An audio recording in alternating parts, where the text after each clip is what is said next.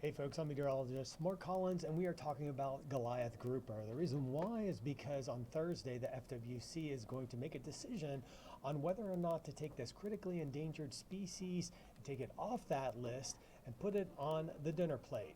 What do I mean by that? Well, they're talking about issuing up to 200 permits a year for the harvest of these massive grouper. Take a look.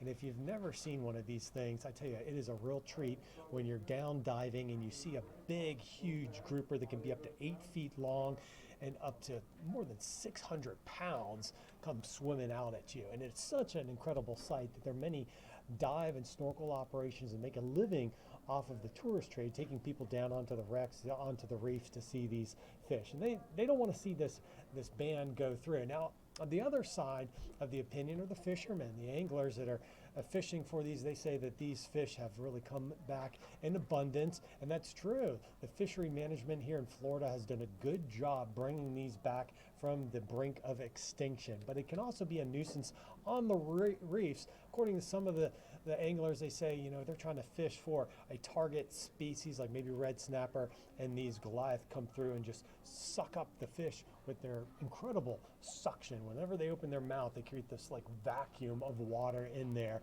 and they are an apex predator on some of the reefs. So the decision on Thursday will be to whether or not they should issue permits. They've heard a lot from stakeholder groups as to whether or not they should go ahead with this controversial issue. And here you can see one picture of the schooling habitat of some of these Goliath grouper on some of the reefs. So what's at hand? Well, you can see here how the populations have increased a bit, but not just in Florida.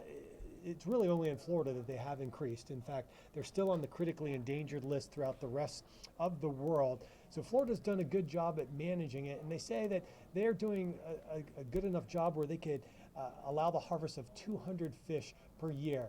Now, the thing is, they have to be between 24 and 36 inches in total length. And you have to play a lottery in order to get the permit. So if it opens up, there'll be a $10 fee to get into the lottery, and then only 200 of those permits will be issued. And once if you do win the lottery, it's going to cost like $150 if you live in the state of Florida, but much more, up to $500 for a permit if you are not a resident of Florida. So the one thing I can say is that fishery stock assessments are very important to assess how many fish are in the water. You can't just say, hey, I've been diving on this reef, I see a lot of fish. That means that there are a lot of fish. There's a little bit of science that goes into that. So we have to trust the science, the marine biologists, to give us a pretty good idea of how many fish are out there. If they're just issuing 200 permits, they're only doing it for a certain size fish. And they've chosen this size because that's not the really big ones. You can't catch those, and you wouldn't want to, because there's actually some mercury that builds up in the tissues of those fish, and if you eat it, you could get mercury poisoning. They're talking about the mid-sized fish that move from the estuary and start to move from that kind of brackish water out into the salt water. That's a size that, well, it wouldn't do a lot of harm if folks did catch them. But again, it's only 200 species, so we'll see what the vote is on Thursday, and I'll be back with more on that tomorrow.